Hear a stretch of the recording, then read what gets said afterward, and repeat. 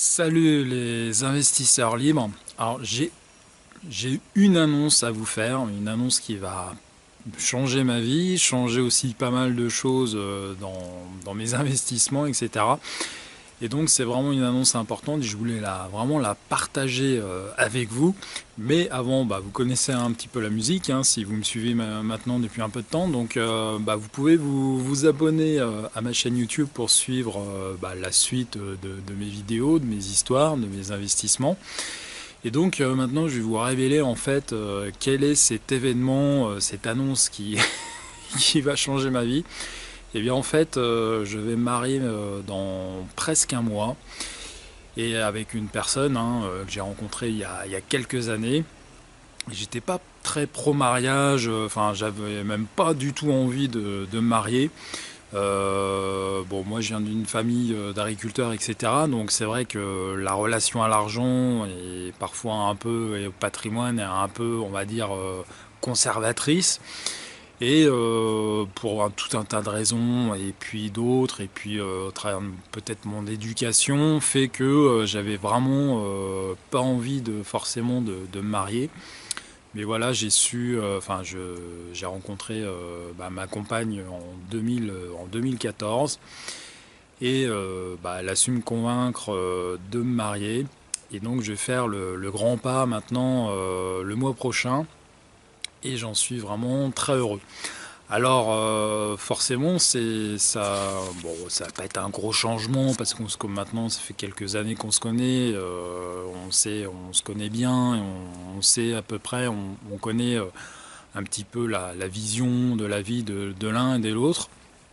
Mais il y a un sujet sur lequel les Français ont un problème, c'est l'argent. Et il faut savoir que l'argent est la deuxième raison après l'infidélité de séparation dans un couple, et donc de divorce, forcément, devant des sujets comme la violence ou encore l'addiction à l'alcool, enfin vraiment voilà. Et sachant que la première raison qui est logique, la première raison c'est l'infidélité et l'argent vient tout de suite après. Alors l'argent dans le couple peut prendre diverses choses. Ça peut être des problèmes liés à une perte d'emploi qui peut créer des difficultés financières. Ça peut être une vision de l'argent totalement différente. Ça peut être, enfin voilà, il y a plein d'aspects, plein de sujets sur lesquels on peut trouver matière à conflit en couple. Et donc moi, forcément, je vais me marier et je sais que j'ai pas envie de divorcer, de me séparer. Et je sais que cette vision de l'argent, cette relation à l'argent, va être primordiale dans les années à venir. D'autant plus que moi et ma compagne, on n'a pas forcément la même culture, hein. Elle est marocaine, moi je suis français. On n'a pas du tout la même relation à l'argent. Elle est plutôt pour vivre au jour le jour et donc dépenser l'argent. Et donc ça nous a déjà causé des petites disputes, alors pas des grosses disputes, mais donc voilà, donc ça pourrait à l'avenir contrecarrer certaines choses. Évidemment, qui dit mariage dit potentiellement avoir des enfants.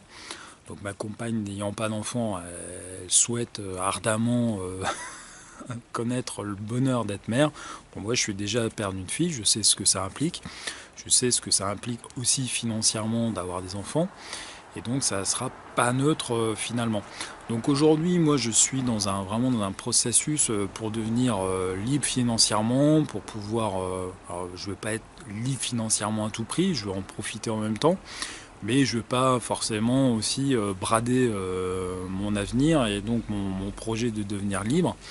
Et donc, le fait de ne pas avoir tout à fait la même vision de la vie, plus des charges à venir qui vont être conséquentes, avec deux voire trois enfants à l'avenir, finalement, il va falloir que je prenne ça en compte dans ma manière d'investir. D'autant plus que ma compagne souhaite acquérir son logement, donc la résidence principale. Alors je suis pas contre, je suis pas forcément pour, il faut juste qu'il y ait une bonne occasion de le faire, une bonne opportunité. On voit souvent d'autres blogueurs ou d'autres youtubeurs dire que il faut surtout pas investir dans sa résidence principale quand on investit dans l'immobilier, sinon on détruit sa capacité d'épargne. Alors ça, je pense que c'est plus ou moins vrai. Bon, forcément, on part avec un avantage certain quand on n'a pas investi dans sa résidence principale. Bon, après, il y a des moyens d'argumenter, de contourner un petit peu le fait d'avoir sa résidence principale.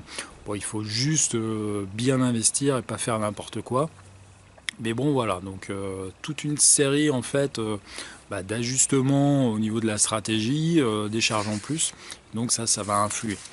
Mais ce qui me fait vraiment le plus peur, c'est est-ce qu'on va être capable de finalement, au niveau du couple, de se forger une vision commune de nos investissements, de nos finances personnelles. Et ça va être ça vraiment l'enjeu de ces prochains mois, de ces prochaines années, et surtout d'être raccord. Alors pour éviter ces problèmes de disputes ou de désaccords sur un sujet très important de l'argent, en fait, on a pris pour habitude, moi je suis dans la communication, donc on échange beaucoup, j'explique ma vision, pourquoi je fais ci, pourquoi je fais ça, pourquoi je veux pas aller dans telle direction. Et donc généralement on arrive, même si on n'est pas toujours d'accord, on arrive à se comprendre et à accorder un petit peu nos violons.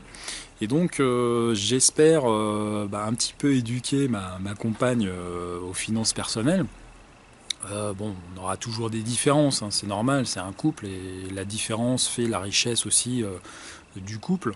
Mais néanmoins, je veux lui donner une culture financière. Et donc, je lui ai demandé, avant le mariage, de lire ce livre, Père riche, Père pauvre, qui est une référence. Hein, vous retrouverez plein de résumés sur Internet, sur les blogs, sur YouTube. Hein. C'est Robert Kiyosaki qui a écrit ce bouquin. Alors, il y en a d'autres qui sont très intéressants. Mais celui-ci pose très bien les bases, est assez pragmatique. Et en plus, on raconte une histoire, donc ça se lit au début un peu comme un roman. Donc on peut accrocher très vite à ce bouquin-là. Donc je lui ai demandé de lire ce livre. Et bon, elle n'est pas très studieuse parce qu'en plus d'un mois, elle est qu'à la page 18. Mais elle a déjà commencé à comprendre un peu ma vision, puisqu'on aborde très vite dans le livre un peu les différences entre la personne qui accédera jamais entre guillemets à l'autosuffisance financière, et puis l'autre tout simplement qui est la personne qui va vivre de ses revenus passifs. Donc j'espère vraiment, c'est vrai que c'est un truc qui me fait un peu, enfin pas peur, mais j'ai quelques réserves par rapport à ça. J'espère qu'on arrivera bien tous les deux en fait à gérer en fait nos visions différentes. Et puis je pense que c'est un sujet sur lequel je reviendrai, puisque c'est un sujet récurrent qui concerne tout le monde. Et qui peut vraiment amener à des grosses dissensions dans un couple, et une séparation, c'est vraiment dommage finalement, puisque l'argent n'est qu'un moyen, un projet de vie finalement, et donc ça serait dommage de ne pas pouvoir finalement accorder nos violons. Donc si vous avez des commentaires à faire sur vos expériences en couple, ou si vous avez des questions, ou même des références à me donner sur ce sujet-là, je suis preneur. Donc n'hésitez pas à m'en faire part en dessous sous les commentaires. Si la vidéo vous a plu, mettez-moi un petit pouce vers le haut. Et puis nous on se retrouve dans une prochaine vidéo. Allez, salut, et surtout restez libres.